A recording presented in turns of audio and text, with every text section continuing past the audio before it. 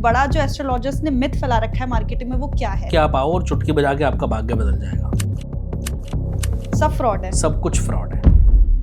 आप लोग मतलब कुछ ऐसे इंस्टिंक्ट पे भी बिलीव करते हो जैसे? ज्योतिष, फिर मैं वही कहूंगा, भाग्य बदलने की विद्या नहीं है। ज्योतिष मार्गदर्शन है। यही तो सब समझना है लोगों को। राशि से कोई संबंध इसलिए नहीं है क्योंकि दुनिया में 1/12 लोगों की एक ही राशि होती है। जी जी। करोड़ों लोगों की एक राशि होती है। अब सब पर सेम प्रभाव पड़े ऐसा तो संभव नहीं है भाई। आपने क्या कभी ऐसे बहुत बड़े बिजनेसमैन की कोई कुंडली पढ़ी है रिसर्च के लिए? पढ़ी है भाई। तो आपने कोई कॉमन चीज उसमें नोटिस करी है? तो बहुत सारे लोग जो है ट्रांजिट पे भी बात करते हैं। ट्रांजिट बड़ा महत्वपूर्ण पार्ट है ज्योतिष का। भाई तुम्हें डंके की मैं किसी का नाम नहीं लूंगा, लेकिन मेरे पास तो बहुत सारे पॉलिटिशियंस आते हैं, हर मेजर पार्टी के लोग मेरे पास आते हैं।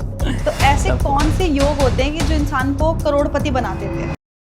ठीक है, कर्म भी जरूरी है और ग्रह नक्षत्र भी जरूरी है। अच्छा गुण, हाँ लोग क्योंकि जैसा आपने बोला लोग केवल गुण मिला रहे थे, शादी कर लेते हैं। गुण तो प्रभु श्री राम के और माँ सीता के भी 36 मिले थे, लेकिन जीवन भर वियोग सहना पड़ा। तो क्या कुछ ऐसा है कि लोग मेहनत कर रहे हैं बट रिजल्ट नहीं मिल रहा है? अगर बहुत मेहनत के बाद भी आपको फल नहीं मिल रहा है, बहुत मेहनत के बाद भी आपको रिजल्ट नहीं मिल रहे हैं, तो आज एक महा उपाय बता के जा रहा हूँ, कर लेना। 100% है कि आपका बेड़ा पार हो जाएगा। एस्ट्रोलॉजर्स अपनी कुंडली पढ़ते हैं? नहीं, कभी नहीं पढ़ते। मैंने तो आज तक नहीं पढ़ी। क्यों? कभी नहीं पढ़ते। एस्ट्रोलॉजी में आप किसी की डेथ को प्रेडिक्ट कर सकते हो? बिल्कुल कर सकते हैं, 100% कर सकते हैं अगर एग्जैक्ट कुंडली आ जाए, लेकिन हम करते हैं।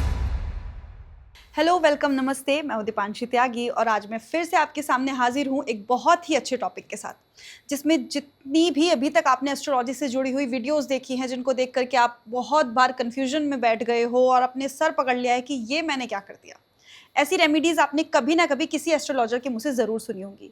वही सारे मिथ्स को ब्रेक करने के लिए आज हमारे साथ हमारे स्टूडियो में मौजूद हैं अंकित त्यागी जी, जो बताएंगे कि आपकी लाइफ में एस्ट्रोलॉजी क्या कुछ बदल सकती है, कितना फ़ायदा दिला सकती है, कब नुकसान दिला सकती है, किन रेमेडीज़ और एस्ट्रोलॉजर्स पे आपको भरोसा करना चाहिए और किन पर नहीं करना चाहिए। वो खुद एक एस्ट्रोलॉजर हैं, बट फिर भी वो बोलते हैं कि किन तरह के एस्ट्रोलॉजर्स पे आपको बिलीव बिल्कुल नहीं करना चाहिए।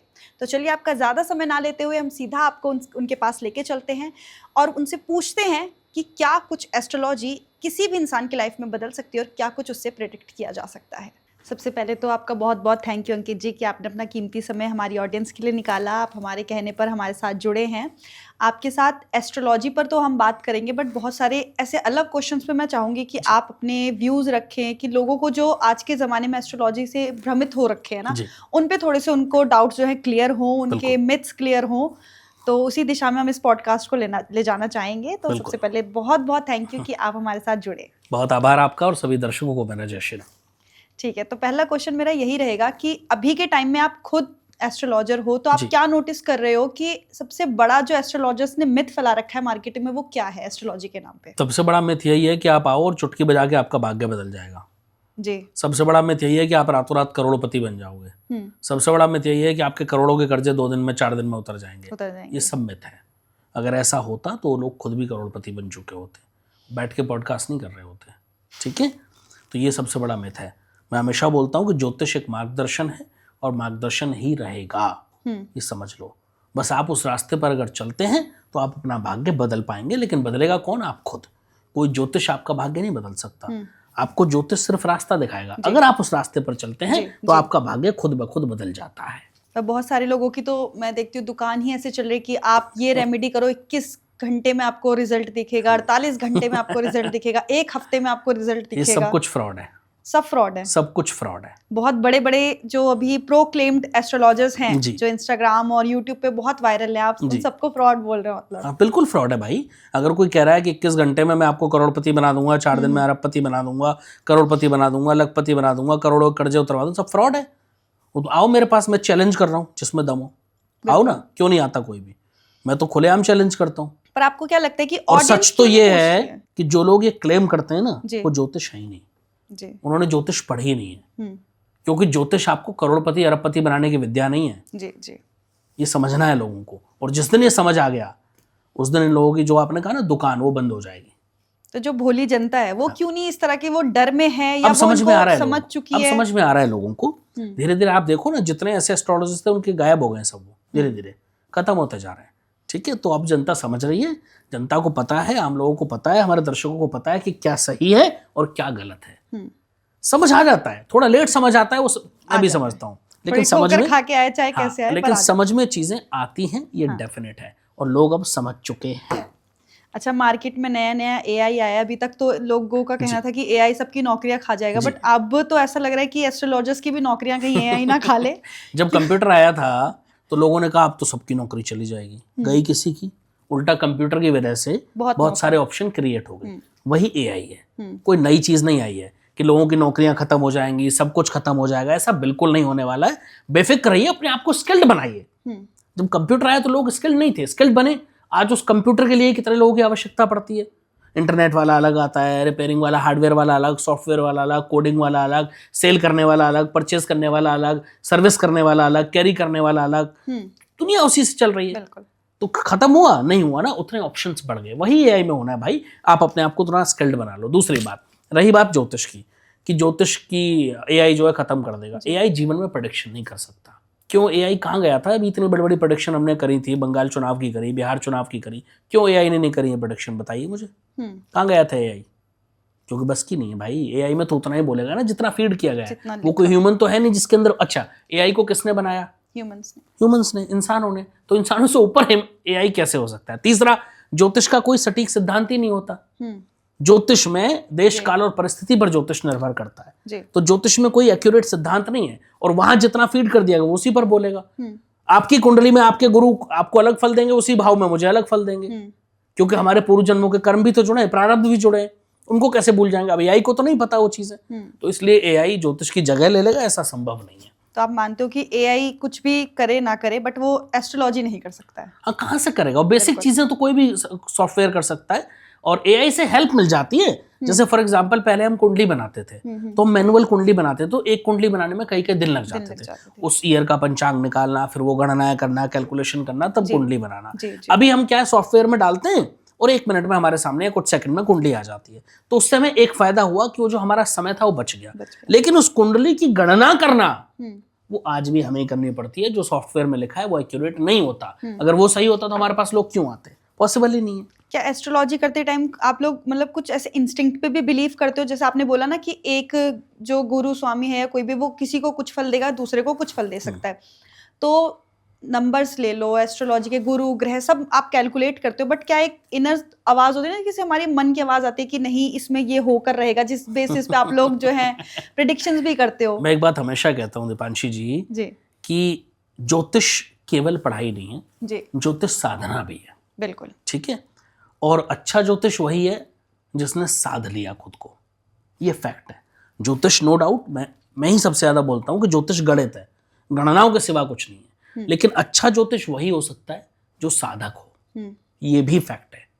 आपका ईश्वर से कनेक्शन बहुत आवश्यक हो जाता है। अगर वो नहीं है तो आप अच्छे ज्योतिष नहीं हो सकते, नहीं बन सकते हो। बिल्कुल सही कहा आपने। अच्छा, मैंने लोगों को ज़्यादातर एस्ट्रोलॉजर्स के पास तब जाते देखा है जब वो बहुत ही हार चुके होते हैं, बहुत कठिनाइयों से उनका जीवन जो है बीत रहा है। वरना अच्छे हंसते खेलते टाइम में मुझे नहीं लगता कि कोई चाहता है कि हम दुख में सिमरन सब करें, सुख में करे न कोई, जो सुख में सिमरन करे तो दुख काहे को होए। जी बिल्कुल। तो ऐसा आपने जैसे इतनी कुंडली देखी होंगी अभी तक, आपने बहुत लोगों को नंबर से देखा, ग्रहों से देखा, सब चीज़ों से देखा, बट जो लोगों ने अपनी लाइफ में बहुत लंबे टाइम से स्ट्रगल्स जो है वो फेस कर रहे हैं और स्ट्रगल ही आए जा रही हैं, आप ऐसे लोगों को क्या सुझाव देना चाहोगे कि उनकी लाइफ में थोड़ा तो चेंजेस आने शुरू हो और उनके रुके हुए काम? मैं हमेशा एक बात कहता हूँ कि भाई उस दुख का इंतजार मत करो। ज्योतिष, फिर मैं वही कहूंगा, भाग्य बदलने की विद्या नहीं है। ज्योतिष मार्गदर्शन है, और वो मार्गदर्शन आप तब लेने जा रहे हो जब आप ऑलरेडी प्रॉब्लम में फंस चुके हो। तो फिर आप गलत हो। आप मार्गदर्शन पहले ले लो ताकि वो प्रॉब्लम आए ना। यही तो सब समझना है लोगों को। ये जिस दिन समझ लिया उस दिन हमारी आधी से ज्यादा समस्याएं वैसे ही खत्म हो जाएंगी। अच्छा, एस्ट्रोलॉजी में भी precaution is better than cure वाला फॉर्मूला है। 100% हर जगह है भाई, हर जगह है, कहाँ नहीं है, बिल्कुल हर जगह है। तो वो जिस दिन हमने समझ लिया उस दिन समझ लो कि हमारा बेड़ा पार हो जाएगा, हमारे जीवन की नैया पार हो जाएगी।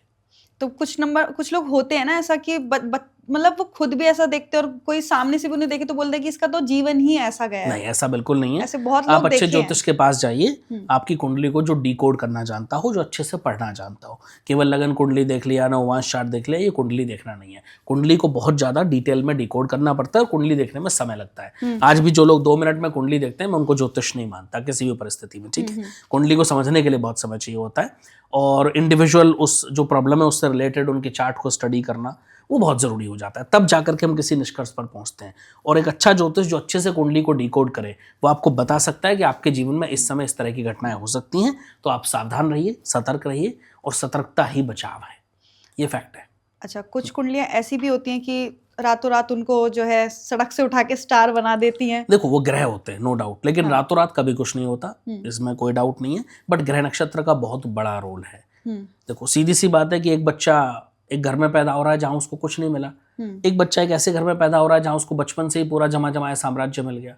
तो ये ग्रह ही तो हैं सब जो कराते हैं, हमारे प्रारब्ध ही तो हैं, पूर्व जन्मों के कर्म ही तो हैं जो हमसे कराते हैं। तो बस उसके अकॉर्डिंग चलता है, बाकी ऐसा कुछ नहीं है कि रातों रात कोई करोड़पति बन जाए। ज्योतिष वो विद्या नहीं है, लेकिन हाँ लोगों की कुंडली में योग होते हैं। मैंने कहा ना मार्गदर्शन होता है, तो कुछ लोगों की कुंडली में योग होते हैं। फॉर एग्जाम्पल अभी मेरे पास कुछ समय पहले एक केस आया था, लगभग ये बात होगी 1-1.5 साल पुरानी। तो मैंने उनको कहा था आप 8 महीने और रुक जाओ, बस 8 महीने बाद देखना कि आपका जीवन बदलेगा और बहुत अच्छा बदलेगा। मैंने उनकी दशाएं देखी, उनका जो है वर्ष कुंडली निकाली, उनका गोचर देखा, सारी चीजें मैंने स्टडी करी, और मैंने बोला आप 8 महीने का वेट कर लो। कह रहे गुरुजी बर्बाद हूँ इस समय। मैंने कहा 8 महीने किसी भी तरह निकाल लो भाई। कह रहे कोई उपाय जल्दी हो जाए। मैंने कहा नहीं, जल्दी कुछ नहीं होगा, 8 महीने किसी तरह बिता लो, ठीक है। अभी वो करीब 3-4 महीने पहले मेरे पास आए, मिठाई लेके आए थे। कह रहे गुरुजी वक्त वास्तव में बदल गया, 8 महीने तो स्ट्रगल रहा, 9वां महीना लगा कि थोड़ा ऐसे ही है, कुछ खास नहीं हो रहा है। एक बार को मुझे लगा कि नहीं कोई फायदा नहीं हुआ, आपने 8 महीने बोला, बट जैसे ही 10वां महीना 11वां महीना और वो साल कंप्लीट हुआ, वैसे ही धीरे धीरे चीजें बदल गई। अब ऐसा नहीं हुआ कि मैंने 8 महीने बोला तो जिस दिन 9वां महीना शुरू हुआ उस दिन ही वक्त बदल जाए या कोई धनवर्षा हो जाए, ऐसा नहीं होता। उसके बाद धीरे धीरे परिस्थितियां बदलती हैं। हम जब ज्योतिष में गणना करते हैं तो हमें संभावनाएं दिख जाती हैं कि इस समय से संभावनाएं बन रही हैं। उस संभावनाओं में थोड़ा बहुत ऊपर नीचे हो सकता है, बाकी अच्छा ज्योतिष आपको बिल्कुल सही सलाह दे सकता है। मैं तो हमेशा कहता हूँ मेरे पास क्या होता है, मतलब कारण नहीं है, सब ग्रह ही तो है, नक्षत्र है, उनकी गणनाएं है, और क्या कारण हो सकता है। जिस समय मुझे लग रहा था कि उनका समय खराब है कुंडली में, तो मैंने कहा भी 8 महीने खराब है, आप शांत बैठ जाओ। जबकि वो नया इन्वेस्टमेंट भी करना चाह रहे थे, कर्ज लेके, वो कह रहे थे एक नई फैक्ट्री लगा लो। मैंने कहा बिल्कुल मत लगाना, 8 महीने शांत बैठ जाओ, रास्ते अपने आप खुल जाएंगे।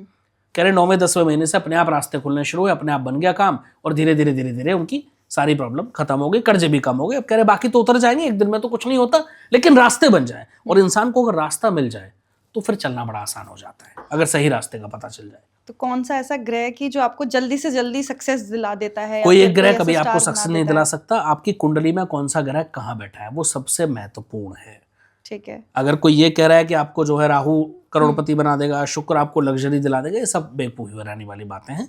ये ज्योतिषी, उन लोगों को ज्योतिष ही नहीं आती। फिर जो लोग ऐसा बोलते हैं ना, उन लोगों को ज्योतिष नहीं आती। मैं यही कहूँगा, उन लोगों को ज्योतिष पढ़ने की आवश्यकता है, ठीक है। ज्योतिष ये नहीं है, फिर मैं समझा रहा हूँ ये चीज। तो कोई एक ऐसा ग्रह नहीं है, वो आपकी कुंडली में डिपेंड करता है कौन सा ग्रह कहाँ बैठा हुआ है, किस परिस्थिति में है, उच्च का है, नीच का है, कितने डिग्री का है, किस ग्रह पर उसकी दृष्टि है, उसकी किस पर दृष्टि है, किस भाव में किस राशि में बैठा है, लगन कुंडली में कहाँ है, नववांश चार्ट में कहाँ है, D10 में कहाँ है, D9 में कहाँ है, D16 में कहाँ है, D45 में कहाँ है, D60 में कहाँ बैठा है, वो सबसे महत्वपूर्ण हो जाता है। मतलब पूरा कैलकुलेटिव वे में, पूरा कैलकुलेटिव, तभी पता चलता है, उससे पहले कुछ नहीं पता चलता। जैसे आपने बोला कि लोगों का ग्रह, एक ग्रह लेकर के वो अपनी दुकान चला देते कि आपको ये दिला देगा, वो दिला देगा, ये सब बेकार की चीज है। और ऐसे ही बहुत अलग अलग ग्रह को लेकर के मिथ्स हैं कि शनि जो है वो बहुत लोग डरते हैं उनसे। हाँ, तो ऐसा आपकी नजर में कौन सा ग्रह है कि जिसको बहुत गलत समझा गया? नहीं, गलत कुछ नहीं है। शनि क्या है? शनि हमारे कर्मों के देवता है। आप जैसा कर्म करोगे वैसा आपको फल मिलेगा। तो अगर आप गलत काम कर रहे हो तो मैं कह रहा हूँ शनि से निश्चित रूप से डरो भाई, क्योंकि दंड मिलना तय है, कोई रोक नहीं सकता। लेकिन अगर आपके कर्म अच्छे हैं तो बिल्कुल मत डरो, शनिदेव आपको अच्छे फल देंगे। तो डरना तब है जब आपके कर्म खराब हो। मैं लोगों से यही तो कहता हूं कि अपने कर्म सुधार लो, इन चक्रों में मत पड़ो कि हमें इससे डरना है उससे डरना है। अगर आपके कर्म अच्छे हैं तो कोई आपका बाल बांका नहीं कर सकता, लेकिन अगर कर्म खराब हैं तो आपको डूबने से कोई रोक नहीं सकता, ये सत्य है। तो जैसे लोगों की शनि की 7.5 चलती है, ढैया चलती है, तो उनका यही थॉट है कि बहुत सारे एस्ट्रोलॉजर्स अभी क्लेम भी करते हैं कि नहीं नहीं बहुत अच्छा भी रहेगा, कुछ लोगों के लिए उनको बहुत कुछ देके जाएगा। बहुत लोगों की 7.5 उनको बना के चली जाती है और बहुत लोगों की उनको खत्म करके चली जाती है। तो डिपेंड करता है ना वो ग्रह कहाँ बैठा है, प्लस आपके कर्म कैसे, वो सारी चीजें महत्वपूर्ण हो जाती है। तो ऐसा भी होता है कि किसी राशि के ऊपर अच्छा प्रभाव रहता है, किसी राशि के ऊपर देखोगे कि राशि से कोई संबंध इसलिए नहीं है क्योंकि दुनिया में 1/12 जो लोगों की एक ही राशि होती है। जी जी, करोड़ों लोगों की एक राशि होती है। अब सब पर सेम प्रभाव पड़े ऐसा तो संभव नहीं है भाई, ऐसा तो पॉसिबल ही नहीं है। तो सब पर सेम प्रभाव कभी हो ही नहीं सकता है। बिल्कुल। तो जब ये जो लोग प्रेडिक्शंस करते हैं कि अभी जैसे मैं भी यही पूछने वाली थी कि अभी आने वाला जो साल बचा है हमारा, जितने भी महीने बचे हैं 2026 के, कि उन किस राशि पे क्या इम्पैक्ट पड़ने वाला है, तो लोग तो बहुत आसानी से ये प्रेडिक्शंस करते हैं। राशियों वाइज जो प्रेडिक्शंस होती हैं वो बहुत जेनेरिक होती हैं, ये हमें समझना है। तो वो हम बिल्कुल एक्यूरेट प्रेडिक्शन देते हैं या हर आदमी पर वो प्रेडिक्शन लागू होगी, वैसा नहीं है। राशियों को नकार नहीं सकते हम, राशि बड़ा महत्वपूर्ण पार्ट है जन्म कुंडली का और ज्योतिष का, लेकिन केवल राशियों से प्रेडिक्शन को 100% लोगों पर एप्लीकेबल हो या सही हो, ऐसा बिल्कुल जो है संभव नहीं, ऐसा कभी नहीं हो सकता है।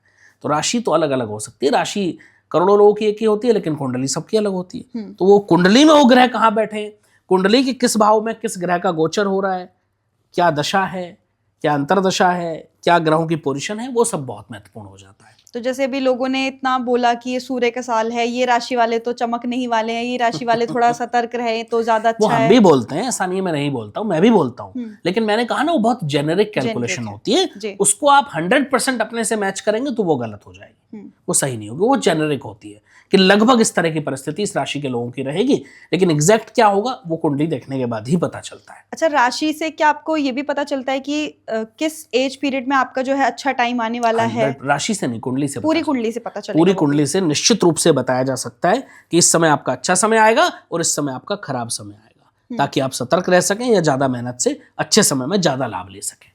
तो वो जो जेनरिक इतना ज्यादा हम इंटरनेट पे देखते हैं, फिर वो कैसे रिलेटेबल है या फिर कैसे रिलायबल भी वो है? देखो, जेनरिक चीजों की आप बात करो, कुछ चीजें जेनरिक ऐसी होती हैं जो आपको ईश्वर से जोड़ती हैं। जैसे मैं बताता हूँ, हनुमान चालीसा पढ़िए, शिवलिंग पर जल चढ़ाइए, पक्षियों को दाना डालिए, गाय को खिलाइए, या जो है ईश्वर की भक्ति कीजिए, आराधना कीजिए, मंदिर जाइए।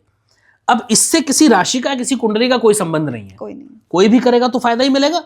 आप ईश्वर से जुड़ रहे हैं, आप एनवायरमेंट से जुड़ रहे हैं, तो नुकसान तो होना ही नहीं है, डेफिनेट सी बात है।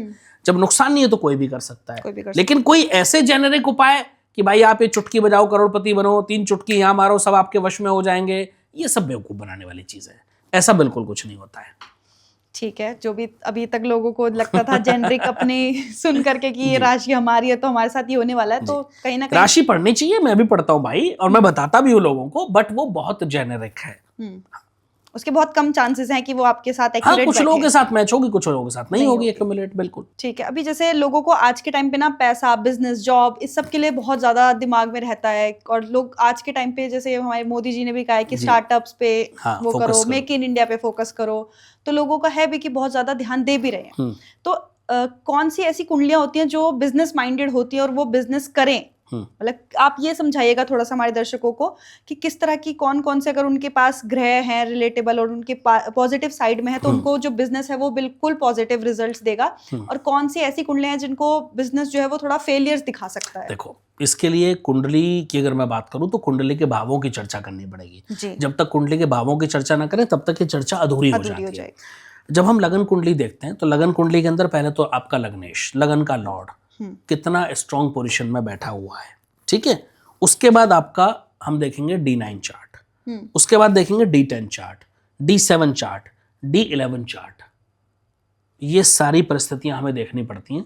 इतनी सारी कुंडलियों को निकाल करके उनकी कैलकुलेशन करना, और फिर एक कैलकुलेटिव आपको बता देना कि आप ये कर सकते हो, ये नहीं कर सकते। तब जाकर के पता चलता है कि आप व्यवसाय कर अच्छा रहेगा आपके लिए या नौकरी अच्छी रहेगी, कौन सी चीज आप बेहतर कर पाओगे, तब जाकर के हमें पता चलता है। किसी एक कुंडली पे केवल लगन कुंडली से प्रेडिक्शन कर देना, केवल नवमांश से कर देना, केवल वर्ष कुंडली से कर देना, वो संभव नहीं है।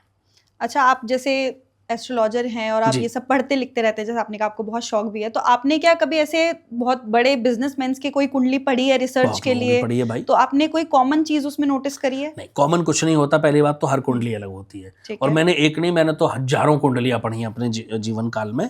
लगभग 12 वर्ष की उम्र से मैं कुंडली पढ़ रहा हूँ भाई, आज भी पढ़ रहा हूँ, ठीक है। मेरा कार्य यही है, मेरा डोमेन यही है, तो मैं कुंडली पढ़ता हूँ, और मैंने हजारों कई हजार कुंडलियां पढ़ी हैं, इसमें कोई डाउट नहीं है। और एक से एक बड़े बिजनेसमैन की कुंडली भी मैंने पढ़ी है, और एक से एक आम आदमी की कुंडली भी मैंने पढ़ी है। तो ऐसा कुछ नहीं है कि कोई योग ऐसा होता है कि जो उनकी कुंडली में अलग हो। सब ग्रहों की पोजीशन के ऊपर, ग्रहों की गणनाओं के ऊपर, जो ग्रहों की जो है दशाएं हैं, गोचर हैं, उनके ऊपर निर्भर करता है। बाकी इसके अलावा कुछ भी नहीं है।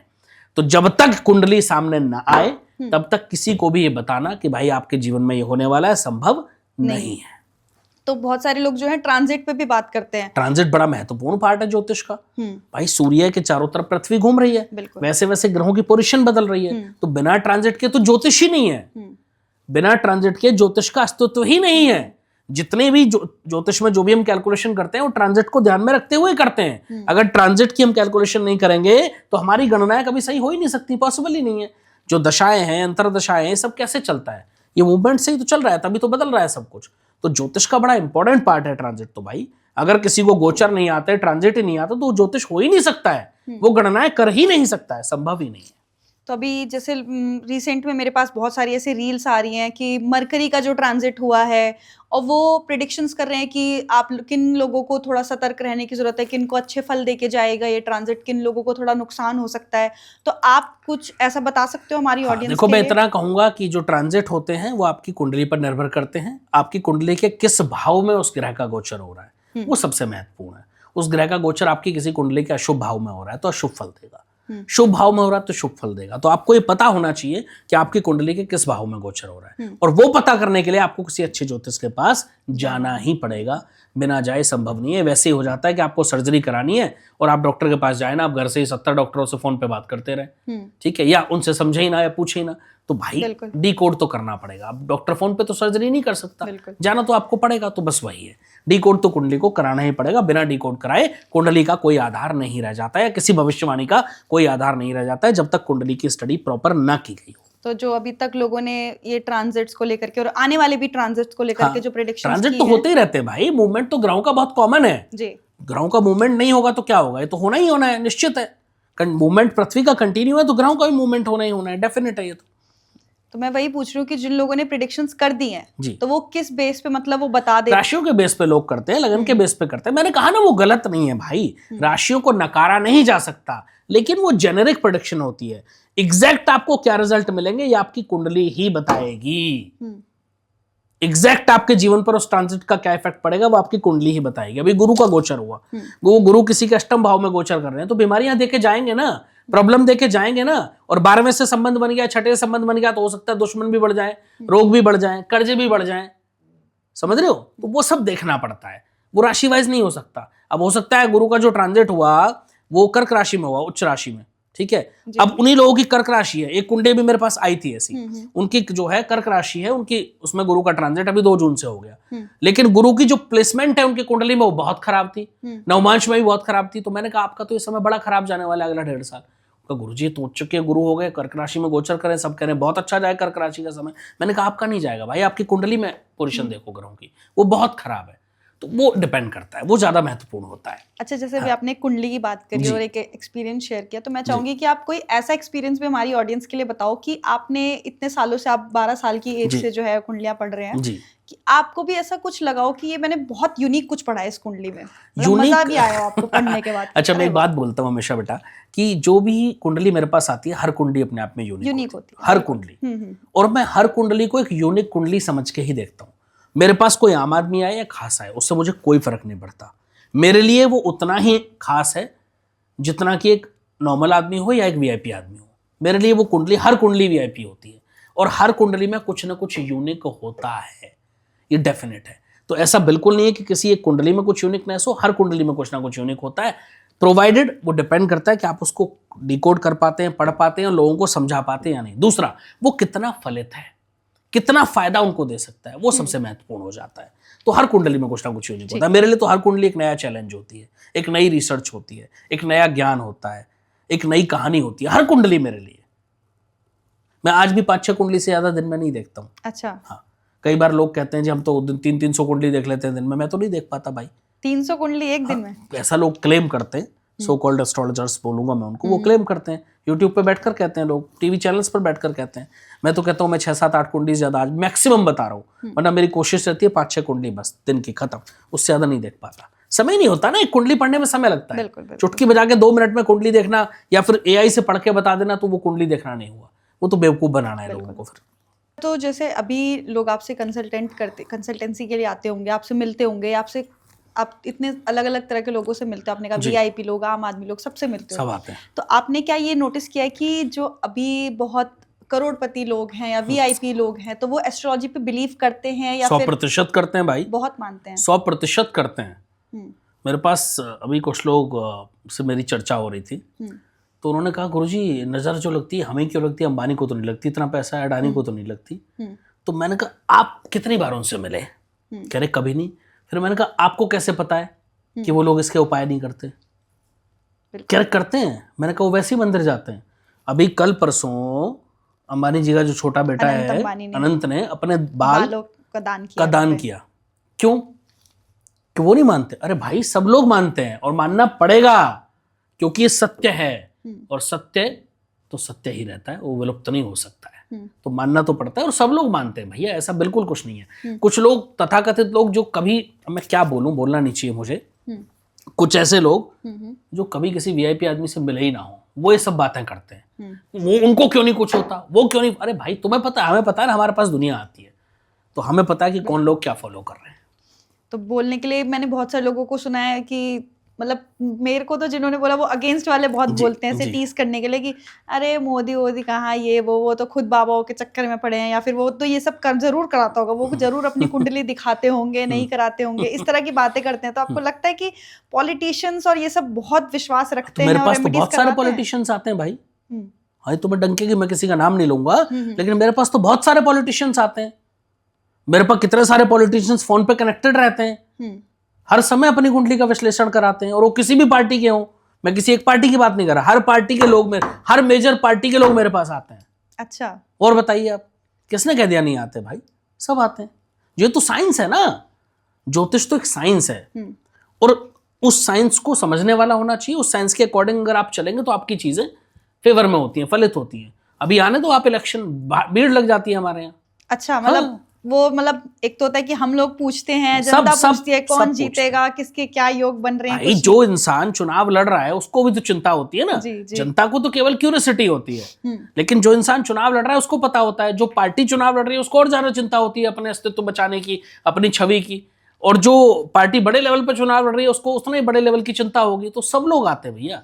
ऐसा कहना कि भाई लोग नहीं आते, बिल्कुल गलत है। 100%। जीतने वाले को तो आप खुशी से बता देते होगे कि चलो आपके नहीं, तो हम तो हारने वाले को बता देते हैं कि भाई समय खराब है, संभल के लड़ना है या मत लड़ो। हम तो साफ बोल तो वो मानते हैं, मानो या मत मानो वो उनका काम है, वो रिजल्ट उनके सामने आ जाता है। ऐसा हुआ है कभी? अब हमारे पास जब टीम, कई एक दो लोगों ने मेरे पास कांटेक्ट किया था टीएमसी से, जब बंगाल चुनाव की भविष्यवाणी मैंने करी थी, तो उनका गुरुजी क्या रहने वाला है? मैंने कहा चुनाव हार जाओगे। कह रहे गुरुजी सभी हार जाएंगे। मैंने कहा सबका नहीं पता, आपका डेटा मेरे पास, आप हार जाओगे। वही हुआ। तो उसके बाद वो आए आपके पास कि क्या करें क्या ना सब करें? आते हैं बहन, सब। मैंने कहा ना सब आते हैं मेरे पास। एक से एक आम आदमी आता है और एक से एक खास आदमी आता है। मेरे पास दोनों आते हैं। लोगों को बहुत आज के टाइम पे पैसा कमाने की, जैसे आपने कहा ना कि वो ये बोलते हैं कि उनको क्यों कुछ नहीं होता, हमारे को क्यों नजर लगती है। तो ऐसे कौन से योग होते हैं कि जो इंसान को करोड़पति बना देते हैं? कोई एक योग नहीं होता। मैं हमेशा कहता हूँ 50% हमारे कर्म और 50% हमारे ग्रह नक्षत्र, दोनों मिलकर हमारा भाग्य बनाते हैं। ठीक है, कर्म भी जरूरी है और ग्रह नक्षत्र भी जरूरी है।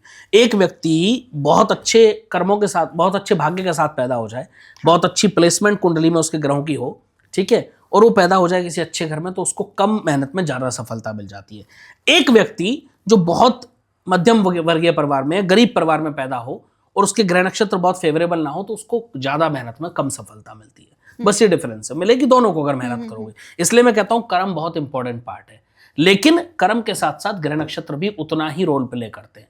अगर उनको फेवर में कर लिया जाए, फेवर में करना कोई इतना आसान नहीं होता, ठीक है, कि किसी ने चुटकी बजाई और ग्रह नक्षत्र फेवर में हो गए। किसी अच्छे ज्योतिष को, जिसको कुंडली डिकोड करनी आती है, वो आपको बता देंगे आप इस तरह के उपाय करिए तो आपकी चीजें बेहतर हो जाएंगी। जैसे फॉर एग्जांपल कई केसेस में हम बता देते हैं कि भाई आप ये दान करना शुरू कर दो। कई केसेस में हम बताते हैं आप शिवलिंग पर जल चढ़ाना शुरू कर दो, आप गाय की सेवा करना शुरू कर दो, आप मछलियों को आटे की गोली या दाना डालना शुरू कर दो, या पक्षियों को दाना डालना शुरू कर दो। ये सब उपाय ही तो हैं, और यही ग्रह नक्षत्रों को बैलेंस करता है, कोई इंसान नहीं कर सकता है। आपने कभी ऐसा वो किया कि आपने जहां से सीखा, या आपने इतने, आप अपने एस्ट्रोलॉजर्स के ग्रुप में आप जुड़े रहते होंगे, आप तरह तरह के एस्ट्रोलॉजर से बात करते होंगे, 100%। तो आपने कभी ये नोटिस किया कि आप में भी या किसी में भी आपने वो क्षमता देखी हो कि वो ये काम कर सकते हैं एस्ट्रोलॉजी के थ्रू जो कोई और नहीं कर सकता, या मतलब कोई काम होने वाला है उसको रोका जा सके या फिर किसी कीमत तक उसको बचाया जा सके? ज्योतिष टाल नहीं सकता। अगर टाल सकता होता, आप एक्सेप्ट कर रहे हो, मतलब बाकी एस्ट्रोलॉजर्स की तरह नहीं कि हम टाल देंगे। जो सत्य है वो तो सत्य ही रहेगा, उसको एक्सेप्ट करो या ना करो वो तो सत्य रहेगा।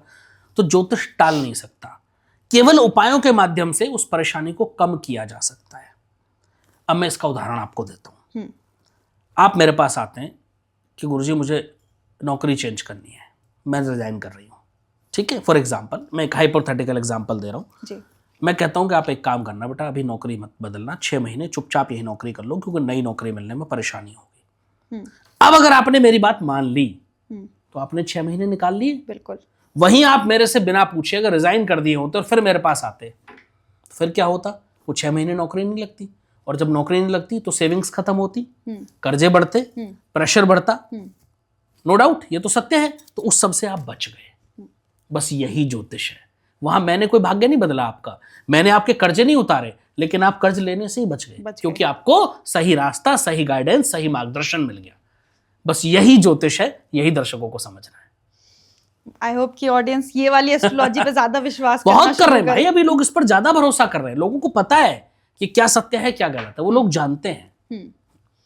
अच्छा, पैसे से अलग जो लोग हैं अभी जो हम देख रहे हैं ट्रेंड, वो शादियों के टाइम पे कुंडली मिलान और इन सब का बड़ा चलता है। कुंडली मिलान तो बड़ा महत्वपूर्ण अंग है ज्योतिष का, और मैं तो कह रहा हूँ बिना कुंडली मिलाए शादी नहीं करनी चाहिए। अच्छा। कुंडली मिलाकर के आप शादी करते हो तो आपके डाइवोर्स के या आपके रिलेशनशिप खराब होने के चांसेस कम हो जाते हैं। सलाह मैं आपको भी दूंगा, शादी करो तो बेटा बिना कुंडली मिलाए बिल्कुल मत करना, गलती से भी ये गलती नहीं करनी चाहिए। अगर हमारे पास एक ऐसी साइंस मौजूद है कि जो आपका भविष्य देख सकती है, दुनिया की एकमात्र साइंस है जो आपका भविष्य बता सकती है, कोई और साइंस नहीं है दुनिया में। और अगर आपके पास ऐसी कोई ताकत है, ऐसी कोई साइंस है, ऐसी कोई कैलकुलेशंस है जिससे आपको पता चल जाए कि आपका आने वाला समय कैसा होने वाला है, तो क्यों ना उसका फायदा उठाया जाए भाई, क्यों ना उसका उपयोग किया जाए।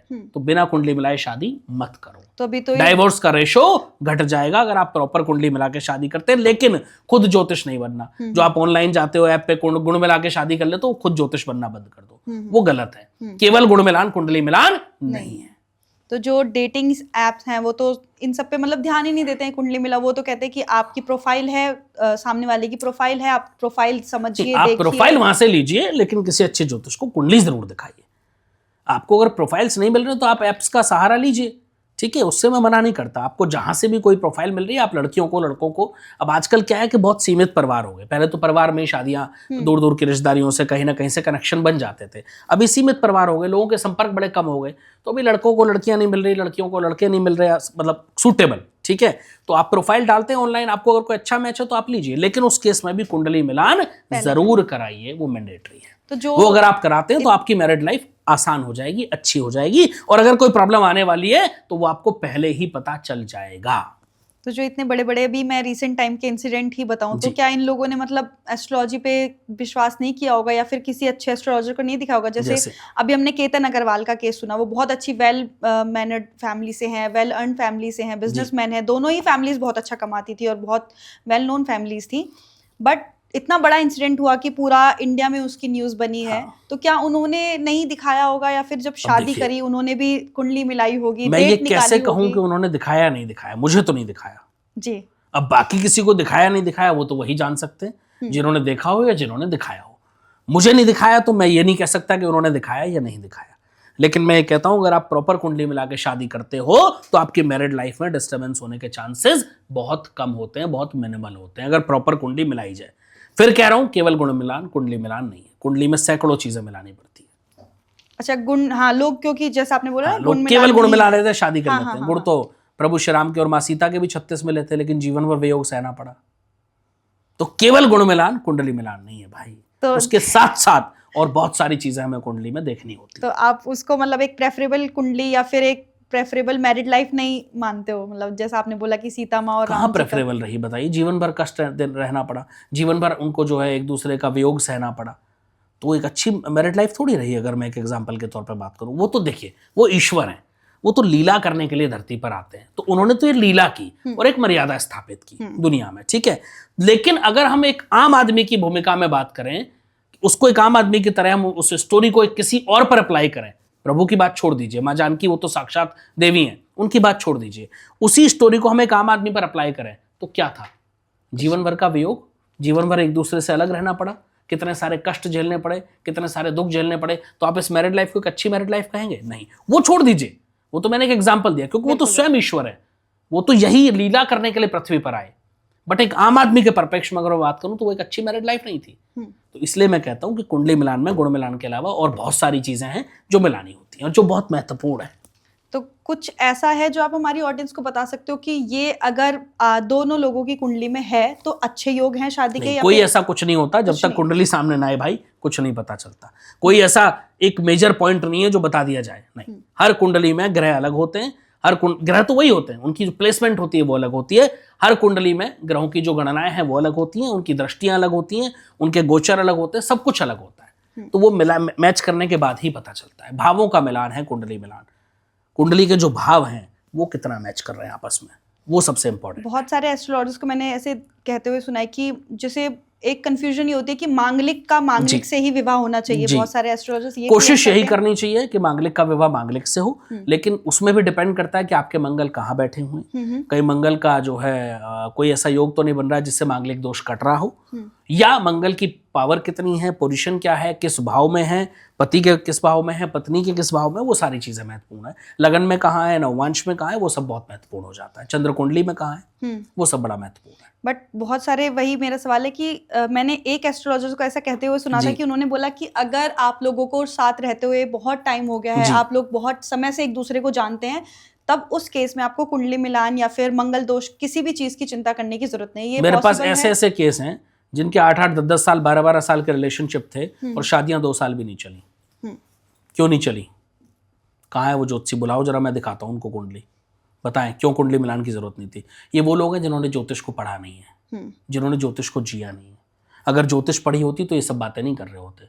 अरे साथ रहने ना रहने से कुंडली मिलान का क्या संबंध है भाई? आप अगर दवा बेचते हैं, आप एक स्टोर में दवाओं के बीच में रहते हो तो आप बीमार नहीं पड़ेंगे क्या? डॉक्टर को बुखार नहीं आता क्या?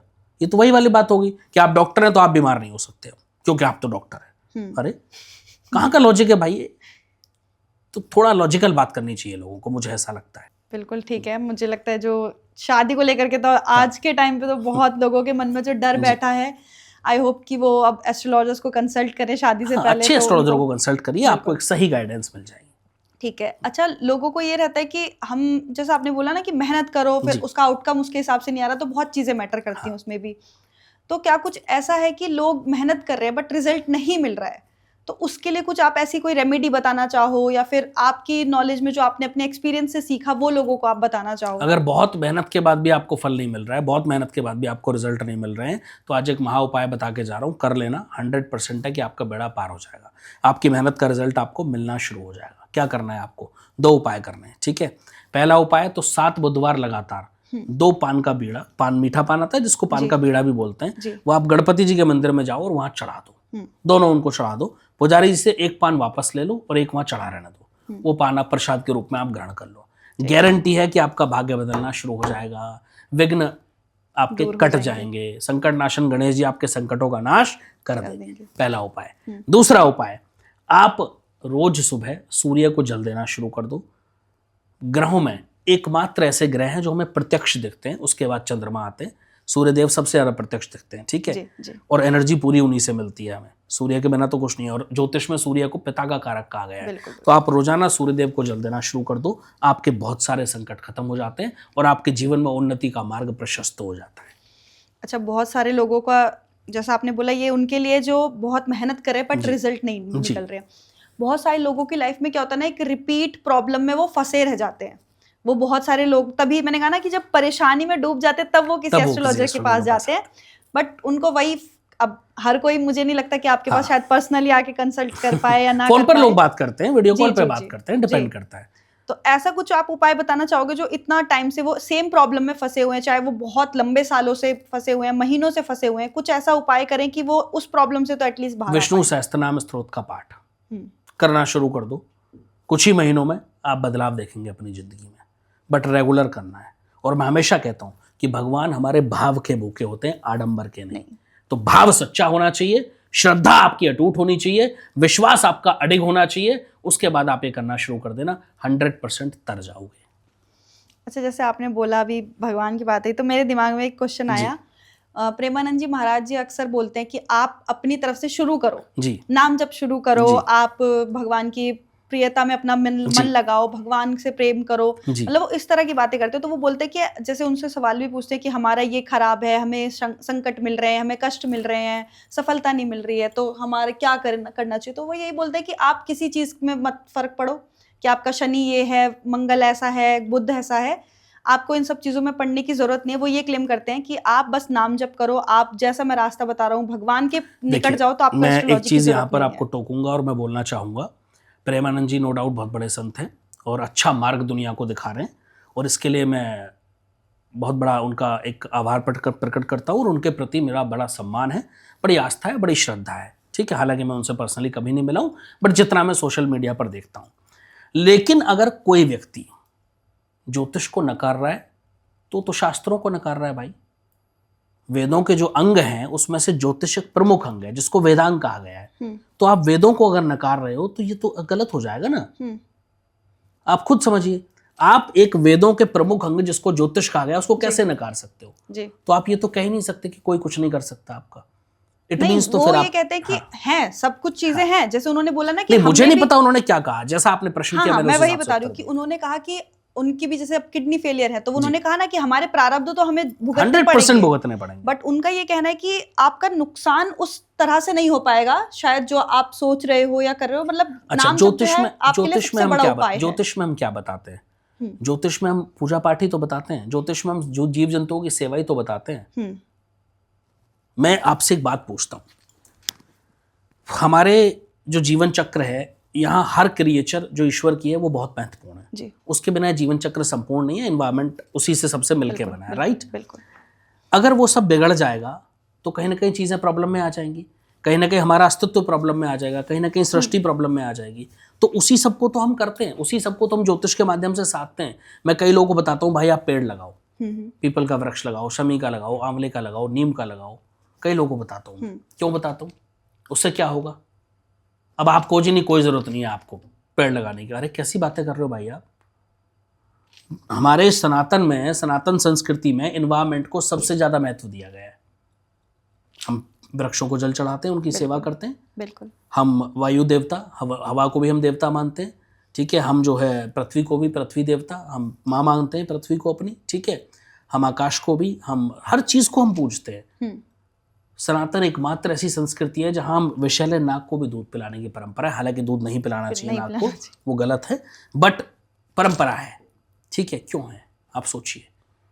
तो हर चीज एनवायरमेंट से जुड़ी हुई है, ठीक है। अब हम ये कहें जी कि नहीं ऐसा करने से कुछ नहीं होगा, आप मत करो, तो ये तो फिर गलत धारणा हो गई और गलत आई थिंक एक आपका, अगर मैं कहूँ तो शिक्षा होगी, चाहे वो कोई भी हो। हालांकि मुझे नहीं लगता कि प्रेमानंद जी ने ऐसा कुछ कहा होगा, और मुझे तो लगता है कि वो तो खुद बहुत मानते हैं एनवायरमेंट को या इन सब वेदों को और शास्त्रों को। बट अगर कोई ऐसा कह रहा है तो वो गलत है, गलत तो गलत ही रहेगा जी। अच्छा, बहुत सारे लोग अपनी लाइफ में यही बोलते हैं कि मेरी किस्मत ही खराब है तो उसमें आप ग्रहों का दोष मानते हो कि उनकी ग्रहों की प्लेसमेंट ऐसी है या फिर उनकी आपके ग्रह और आपके कर्म दोनों? ग्रह तो प्रारब्ध से ही डिसाइड होते हैं ना। जब आपका जन्म होता है तो जो आपकी कुंडली होती है वो आपके प्रारब्ध के हिसाब से ही डिसाइड होती है। जो आप प्रारब्ध अपना लेकर के पैदा हुए हो, जो कर्मों की पोटली सर पे लेकर के पैदा हुए हो, उसके हिसाब से ही आपके ग्रहों की प्लेसमेंट होती है आपकी कुंडली में। तो आपकी कुंडली तो वैसी बनी होती है, उसके बाद आते हैं आपके कर्म। इसलिए मैं बोलता हूँ 50% आपके कर्म और 50% ग्रह नक्षत्र दोनों मिलकर भाग्य बनाते हैं। तो जो लिखा है वो तो लिखा है, उसके अलावा आप अपने कर्मों से अपने जीवन को अच्छा या खराब बना सकते हो। आपका प्रारब्ध बहुत खराब है और आप इस जन्म में पैदा हुए, और पैदा होने के बाद आप नशा करें, चोरी करें, गलत कार्य करें, अनैतिक कार्य करें, तो क्या होगा? और ज्यादा खराब हो गया ना। वहीं आप अच्छा कार्य कर रहे हैं, अपनी अच्छी 2 पैसे कमा रहे हैं, ईमानदारी से कमा रहे हैं, किसी का बुरा नहीं कर रहे, किसी का अहित नहीं कर रहे, किसी की चोरी नहीं कर रहे, तो कहीं ना कहीं वो प्रारब्ध भी आपका कटता है। आपके कर्म सबसे ज्यादा महत्वपूर्ण हैं जो आपके प्रारब्ध को भी काटते हैं। और यही ज्योतिष की महत्वपूर्ण भूमिका होती है कि वो ज्योतिष आपकी कुंडली को डिकोड कर ले और जान ले कि आपके ये उपाय करने से, उपाय का मतलब आपके अच्छे कर्म करने से, सदकर्म करने से इन चीजों का इफेक्ट कम हो जाएगा, तो उससे आपका प्रारब्ध भी कट जाता है। अच्छा, जैसे आपने अभी तक की बातों से मुझे समझ आया कि आप प्रेफर करते हो कि आप कुंडली के हिसाब से लोगों को थोड़ा सा चाहोगे कि उसके हिसाब से वो लोग रेमेडीज करें, है ना। बट यूट्यूब, इंस्टाग्राम और इन सब पे तो मतलब ऐसा होता है ना कि आप बस एक बार ये कर लो, आपको ये फल मिल जाएगा। अगर कोई उपाय कहीं भी ऐसा है जो आपको ईश्वर से जोड़ रहा है, जो आपको भक्ति से जोड़ रहा है, जो आपको आस्था से जोड़ रहा है, तो कोई प्रॉब्लम नहीं है, आप उसको कीजिए। लेकिन कोई उपाय आपको रातों रात करोड़पति बना रहा है या किसी ऐसे उपाय की तरफ ले जा रहा है जहां जिसका कोई लॉजिक ही नहीं है, तो वो करने की कोई आवश्यकता नहीं है। वो करने का रेलेवेंस भी मैं नहीं समझता हूँ कि कुछ हो सकता। बट आपको, आपकी नज़र में, जैसे आपने थोड़ा टाइम पहले नोटिस किया हो या अभी नोटिस किया हो कि कोई ऐसा आपको लगा कि अरे इतना क्यों खतरनाक, क्यों ऐसा कुछ बता दे रहे हो लोगों को कि कोई कर ले तो उसका शायद नुकसान हो जाए? मैं हमेशा कहता हूँ उपाय वही जिससे किसी का अहित ना हो। अगर आपका उपाय करने से किसी का क्षणिक मात्र भी अहित हो रहा है, क्षणिक मात्र भी नुकसान हो रहा है, तो समझ लो कि उसका फल भोगना पड़ेगा। आपके उपाय करने से किसी को कोई प्रॉब्लम नहीं होनी चाहिए किसी भी परिस्थिति में। अच्छा, अब आप हमारे साथ जुड़े हो और लोगों को आपकी प्रेडिक्शंस पसंद हैं कि आप जो भी बोलते हो वो होता है, लोग उस पर आकर के वापस में कमेंट्स भी करते हैं कि हाँ देखो आपने बोला था हुआ, या ये बोला था तो ये हो के रहेगा क्या। तो मैं चाहूँगी कि आज भी आप ऐसी कुछ प्रेडिक्शंस करें हमारी ऑडियंस के लिए। अभी भी 2026 का काफ़ी अच्छा टाइम बचा है। जो लोग अभी देखना चाहते हैं कि ये वाला टाइम कैसे जाना चाहते हैं, जिनका अच्छा गया तो वो ये जानना चाहते हैं कि आगे भी अच्छा चलेगा क्या, जिनका अच्छा नहीं गया वो ये जानना चाहते हैं कि क्या हमारे लिए कुछ अच्छा बचा है क्या। देखो, संवत्सर 2083 जो लगभग मार्च 2027 तक चलेगा, बहुत अच्छा नहीं। ये मैं हमेशा से बोल रहा हूँ कि 2026 यानी संवत्सर 2083 लोगों के लिए बहुत फेवरेबल नहीं है। बहुत कष्ट आएंगे, बहुत परेशानी आएंगी जो आ रही है।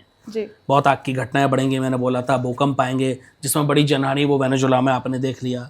बड़े पॉलिटिकल चेंजेस वो आने वाले हैं, ठीक है, वो सब मैं बहुत पहले से बोल रहा हूँ। तो ये सब होना ही था। ये बहुत अच्छा वर्ष नहीं है, संभाल के निकाल लो। मैं सबको बोल रहा हूँ भाई कि अपना एक इमरजेंसी फंड तैयार रखो। हो सकता है आपको 2-4-6 महीने कुछ ज़रूरत पड़े तो आप अपने इमरजेंसी फंड का इस्तेमाल कर पाएँ, ठीक है, सबको रखना है।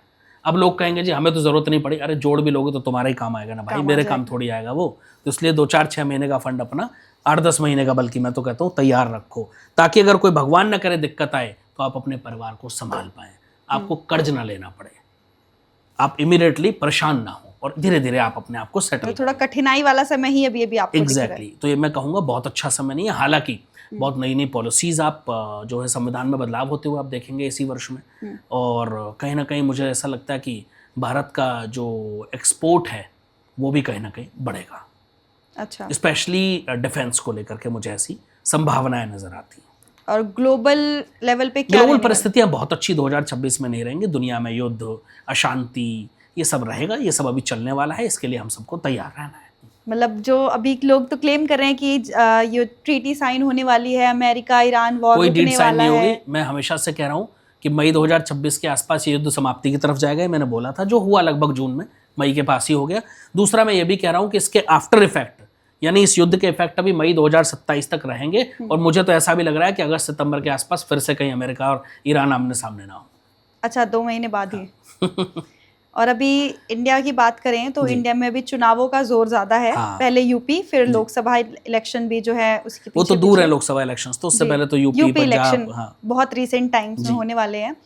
तो आपकी कैलकुलेशन के हिसाब से 100% भारतीय जनता पार्टी सरकार बनाएगी, इसमें कोई दो मत नहीं है। भारी बहुमत के साथ या निश्चित रूप से बहुमत के साथ सरकार भारतीय जनता पार्टी वहां बनाएगी। अखिलेश यादव की कुंडली बड़ी अच्छी है, लेकिन अभी चुनाव के समय जो उनकी दशा है वो बहुत अच्छी मुझे नहीं दिख रही है। जहां तक मैंने उनकी कुंडली स्टडी करी तो मुझे लग रहा है कि वो बहुमत तो नहीं ला पाएंगे, लेकिन पहले से बेहतर प्रदर्शन करेंगे, ये सत्य है। बाकी किसी का कोई आधार मुझे उत्तर प्रदेश में नजर नहीं आता है। तो सीएम योगी जी ही दिखाई दे रहे हैं। सीएम योगी जी बने या कोई और बने, तो भारतीय जनता पार्टी में बताना बड़ा मुश्किल होता है। हालांकि योगी जी के मुझे दिल्ली आने के चांस लग रहे हैं। अब या तो इलेक्शन से पहले आ जाएं या इलेक्शन के इमीडिएट बाद या कुछ समय सीएम रहने के बाद आए, बट वो बहुत जल्द दिल्ली आ जाएंगे, ये डेफिनेट है। यही मेरा सवाल था कि लोगों की इच्छा है। अब ऐसा नहीं है कि लोग सुनना चाहते हैं कि हाँ ऐसा होगा कि नहीं होगा। अब लोगों की इच्छा है कि आने वाले टाइम में जो पीएम बने वो योगी जी बने। योगी जी एक दिन देश के प्रधानमंत्री जरूर बनेंगे, तो मैं बोल चुका हूं बहुत पहले। मुझे नहीं पता कि 2027 में बनेंगे, 29 में बनेंगे या उसके बाद बनेंगे, बट ये निश्चित है कि योगी जी एक दिन देश के प्रधानमंत्री बनेंगे और उनके देश में प्रधानमंत्री रहते हुए भारत हिंदू राष्ट्र घोषित होगा। अच्छा, हिंदू राष्ट्र बन के रहेगा? निश्चित बन के रहेगा। कल भी मेरी एक एस्ट्रोलॉजर से बात हो रही थी तो उन्होंने कहा हिंदू राष्ट्र का तो मैं क्लेम नहीं कर सकता, बट अखंड भारत का जो एक अखंड भारत, तो देखिए अखंड भारत क्या है? अखंड भारत तो हो ही नहीं सकता। जियोपॉलिटिकली अगर हम देखें तो अखंड भारत में तो चाइना भी आता है। जो अखंड भारत की बात करते हैं, पाकिस्तान, बांग्लादेश, नेपाल, ठीक है, अफगानिस्तान, ये सारा अखंड भारत में आता है। तो ये तो संभव ही नहीं कि अब सब एक हो जाएं। तो अखंड भारत का मतलब अब तो सिर्फ इतना है कि पीओके आ जाए। जो आने वाला है, भविष्यवाणी तो मैंने करी हुई है कि 2026-27 में पीओके हमारा होगा। ये 2024 में ही मैंने बोल दिया था, ठीक है। तो वो तो 100% है कि वो आएगा ही आएगा, उसमें कोई डाउट नहीं है 1% भी। लेकिन भारत बहुत ग्रोथ करेगा। अखंड भारत का मतलब अब ये नहीं रह गया कि सब एक हो जाए।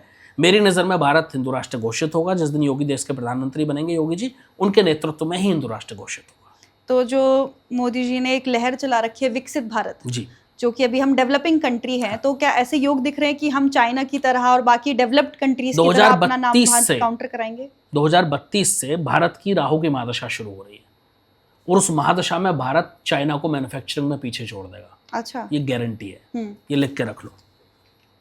2032 के बाद, 32 के बाद राहु की महादशा में। और बहुत सारे लोगों ने ये भी क्लेम किया था, अभी तक तो ऐसा कुछ मुझे नहीं दिख रहा है और बहुत सारे लोग मेरे से सहमत भी होंगे कि उन्होंने कहा था कि मोदी जी अपना ये टेन्योर कंप्लीट नहीं कर ये तो मैंने ही बोला था भाई, 2013 में सबसे पहले मैंने बोला।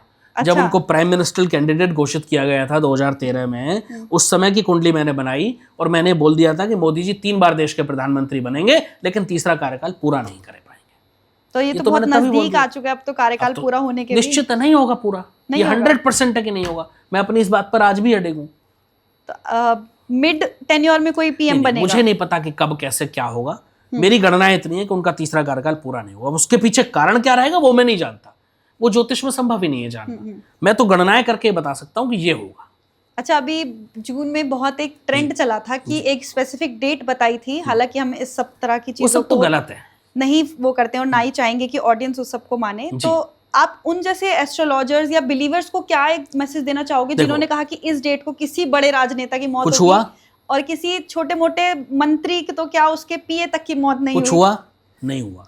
जब ये प्रश्न मेरे से किसी एक पॉडकास्ट में किसी ने पूछा था कि गुरुजी किसी ने बोला हुआ है 26 जून को बहुत बड़े नेता की मृत्यु हो जाएगी, मैंने कहा अगर ऐसा होगा तो सिर्फ एक संयोग होगा, वैसे मुझे ऐसा होने की उम्मीद नहीं लग रही है। लेकिन मैं इतनी सूक्ष्म गणना करना संभव ही नहीं कि उस दिन क्या होगा। और दुनिया में इतने लोग हैं, किस किस की कुंडली आप देखोगे, इतने नेता हैं, पॉसिबल ही नहीं है भाई।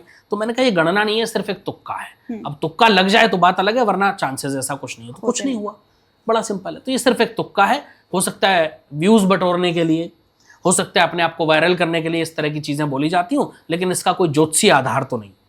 तो आपको लगता है कि एस्ट्रोलॉजी में आप किसी की डेथ को प्रेडिक्ट कर सकते हो? बिल्कुल कर सकते हैं, 100% कर सकते हैं अगर एग्जैक्ट कुंडली आ जाए, लेकिन हम करते नहीं। कोई भी अच्छा ज्योतिष आपको बताएगा। एस्ट्रोलॉजर्स अपनी कुंडली पढ़ते हैं? नहीं, कभी नहीं पढ़ते, मैंने तो आज तक नहीं पढ़ी। क्यों? कभी नहीं पढ़ते। ऐसा मतलब कि डर से या एक रूल है? कोई डर नहीं है, ये एक सिद्धांत है ज्योतिष। रूल मतलब सिद्धांत, एक सिद्धांत है और हम उस सिद्धांत को फॉलो करते हैं। तो अपनी कुंडली मैंने आज तक नहीं देखी। कभी कोई आवश्यकता पड़ती है तो मेरे गुरुदेव हैं, वो मुझे जैसी आज्ञा करते हैं वैसा फॉलो कर लेते हैं।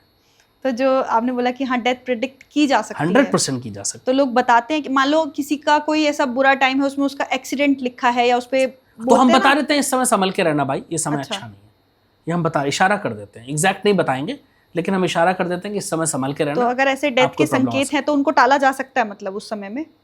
टाला तो देखो, मृत्यु तो अटल है, मृत्यु को टाला नहीं जा सकता। मृत्यु उस जीवन का एक ऐसा सत्य है जो कोई स्वीकारे या ना स्वीकारे, लेकिन सत्य ही रहेगा वो, तो उसको टालने का तो सवाल ही नहीं उठता। ठीक है, मृत्यु तो अटल है, जब आनी है तब आनी है। लेकिन ये है कि मैं कहूंगी उनको किसी को भी नहीं टाला जा सकता, वो सब बहाने होते हैं। लेकिन हाँ, अगर आपको कोई छोटी मोटी दिक्कत आनी है या कोई ऐसी प्रॉब्लम है तो उससे बचा जा सकता है। जैसे फॉर एग्जांपल मैं आपसे कहूँ कि अगले 3 दिन आपके बहुत अच्छे नहीं हैं, आप कोशिश करेगा ड्राइव ना करें खुद से। अब आप नहीं करेंगे तो बच जाएंगे ना एक्सीडेंट से, या छुट्टी ले लो या घर बैठ जाओ, लेकिन आप नहीं मानेंगे तो कहीं ना कहीं चोट लग जाएगी। तो बस इससे बचा जा सकता है। मृत्यु तो अटल है, मृत्यु को कौन टाल सकता है, दुनिया में कोई नहीं टाल सकता। हमने अपने मतलब लोकल एरियाज में ये सब चीज़ें ज़्यादा होती है। जैसे पॉडकास्ट पे तो अब बहुत सारे लोगों के सामने बहुत एस्ट्रोलॉजर्स आने लग गए, बट पहले जो लोग ध्यान साधना से इन सब चीज़ों का ज्ञान ले लेते थे, बेसिकली वो एस्ट्रोलॉजी सिर्फ राशि और कुंडली तक ही नहीं सीमित रखते थे। तो वो लोग प्रेडिक्ट कर देते थे कि अगर वो किसी से मिल रहे हैं तो वो ये बता देते थे कि जैसे मैंने भी एक इंसिडेंट अपने गांव में सुना कि उन्होंने किसी से मिले तो उन्होंने बोला कि हमारी आखिरी मुलाकात होगी, इसके बाद हम नहीं मिलेंगे। ऐसा होता था। उन्होंने अपनी डेथ प्रेडिक्ट कर दी थी। मैं एक व्यक्ति को जानता था, अभी वो इस दुनिया में नहीं है, और उन्होंने बोला हुआ था कि 2004 में नवंबर महीने में मेरी डेथ हो जाएगी।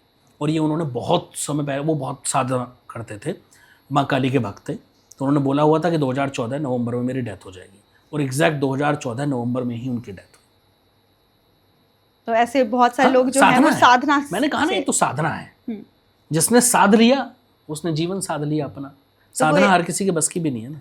तो ऐसा कोई रूल है कि बहुत सारे लोग कंफ्यूजन में रहते हैं कि हनुमान जी की साधना करेंगे तो मिलेगा, माँ काली किसी को भी मान लो, एक को मान लो, किसी भी रूप में मान लो, उनके हो जाओ और उनको अपना बना लो, वही आपका बेड़ा पार कर देंगे। प्रॉब्लम यहाँ है कि हम किसी के भी होते ही नहीं है, ना किसी को अपना बना पाते, हम कंफ्यूजन में पूरी जिंदगी निकाल देते हैं। कंफ्यूजन रखो ही मत, ईश्वर एक है, उनको किसी भी रूप में आप मना लो, जिस भी रूप में मान लोगे आपका बेड़ा पार होना निश्चित है। अच्छा, मैं ये चाहूंगी कि एट लास्ट आप हमारी ऑडियंस और मेनली यूथ के लिए जो भी आप मैसेज देना चाहो एस्ट्रोलॉजी से रिलेटेड या उनकी लाइफ को बेटर करने के लिए, आप जो भी उनको रेमेडी या मैसेज जो भी देना चाहो वो आप प्लीज दीजिए। मैं सिर्फ इतना कहूंगा कि भाई शॉर्टकट्स ना ढूंढें जीवन में। शॉर्टकट आपके जीवन का आधार नहीं है, शॉर्टकट आपके जीवन को खराब करता है। और कोई ज्योतिष अगर आपको शॉर्टकट दे रहा है तो वो ज्योतिष नहीं है। ज्योतिष चीज़ों को आसान करने की विद्या है, बदलने की नहीं है, ये समझना है हमें। तो बस शॉर्टकट्स के चक्कर में ना पड़े, आपका जीवन अपने आप अच्छा हो जाएगा। ठीक है, बहुत बहुत धन्यवाद आपका अंकित बहुत भैया आभार कि आपका और आपने हमारे दर्शकों को सभी मेरा सवालों के बहुत अच्छे से जवाब दिए और हमारी ऑडियंस के लिए बहुत यूजफुल रहने वाला ये पॉडकास्ट। तो बहुत बहुत धन्यवाद। राधे राधे। जय श्री राम। राधे राधे।